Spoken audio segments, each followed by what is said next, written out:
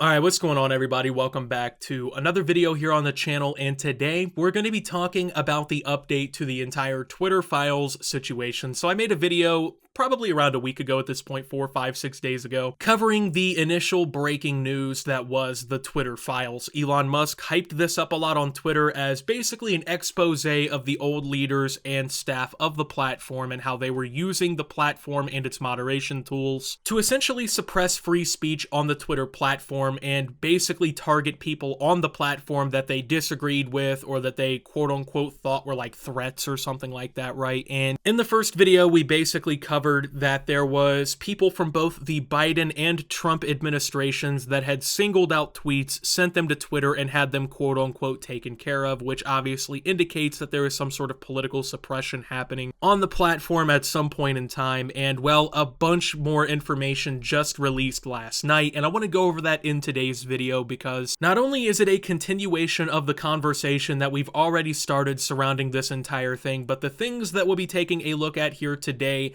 it's information that I feel like if common sense would have told you this was happening, right? Now, like I have personally said in content before, I already know that I have been repeatedly shadow banned on Twitter. It's happened probably at least 3 times at this point, maybe more, honestly. I have no idea, but I know that I have been shadow banned. You can actually use free tests online to determine whether or not your account is shadow banned. I've done that before. I know I've been shadow banned on the platform, but apparently the shadow banning and the suppression of specific accounts on Twitter has gotten so bad that, well, I mean, there's legitimate political candidates that have been hit while they've been campaigning, according to Elon Musk. And we're going to be taking a look at information that shows the back end of the Twitter platform, that shows just how they use this to suppress people, how they use it to blacklist people on the website, you know, shadow ban them, if you will. It's definitely quite intriguing because this entire thing is, once again, it's information that a lot of us knew. I mean, we knew that Twitter was shadow banning people, that they were being pretty suspicious with the way they handled some things, how they handled other things, of course. And with that, I kind of just want to go in depth about this. So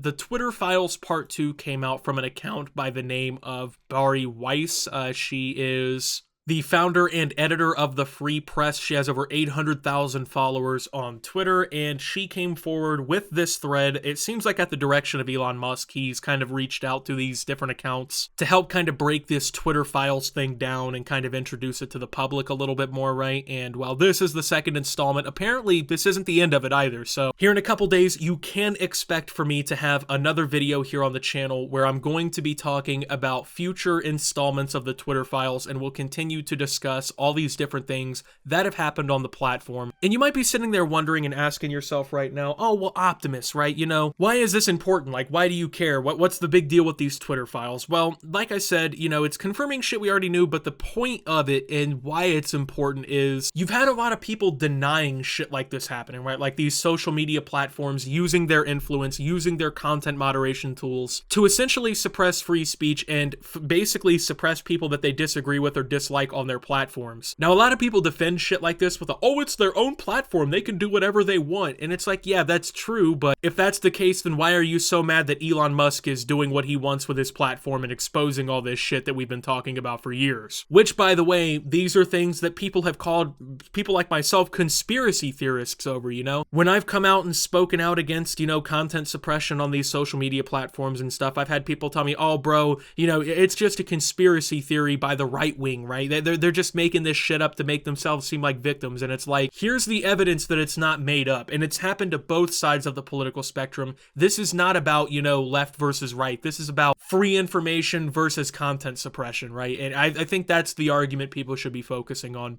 So what you're taking a look at is the back end of Twitter's platform, where employees can essentially look at a profile in a quick glance, right? And as you're going to see here, this is Dr. Jay Bhattacharya, I believe is how you pronounce that. This is a Stanford doctor who had argued that COVID lockdowns could actually end up harming children, which, by the way, is information that we now know to be true, as a recent study confirmed that teenagers' brains actually aged faster due to the pandemic and the lockdowns, making them mature at a much quicker rate. So not even a conspiracy theory in all reality here. But this man was placed on a trends blacklist and was given a recent abuse strike label on his account. Now you might be wondering, what does it mean to be on a trends blacklist? Well, essentially what this means is nothing this guy says or does is going to ever be able to make trending pages on Twitter, which obviously, if you know anything about the Twitter platform, is a pretty major outlet on the platform. It's a huge way of finding discoverability on the platform because it just presents information to a majority of the Twitter users in a given area or region. And if you're put on a trends blacklist like this, that basically means you're screwed. You know, you can't make it on the trending whatsoever. You're not going to show up under any trends. So discoverability on your account is extremely limited at that point. Your conversations around trending topics won't show up or anything. So for instance, if let's say COVID was trending, right, and this doctor put out a tweet sharing his opinion on what exactly, you know, is going on, it just wouldn't show up in trending, which means that new users would not be able to discover his content and discover what he has to say. Keep in mind, this isn't just some nobody. This is a Stanford doctor who has some credibility, is actually a professor at the School of Medicine, has a PhD. It's not like this is just some guy talking out of his ass. He has some sort of medical background and knowledge, and essentially he's put on the trends blacklist because, well, Twitter doesn't agree with and like what he has to say. And this is not the only time something like this has happened. In fact, there are numerous accounts that we're going to be taking a look at here from the political spectrum and whatnot, and covering where situations like this have happened. In fact, let's go ahead and move on to our next one here. You may or may not know who this is. The next one we'll be taking a look at here is conservative activist Charlie Kirk, right? He is the host of his own show called The Charlie Kirk Show. He has nearly 2 million followers on the platform and is the founder and president of TPUSA, which is also known as Turning Point USA, which is admittedly a much more conservative platform than a lot of people would like to say or agree with, right? And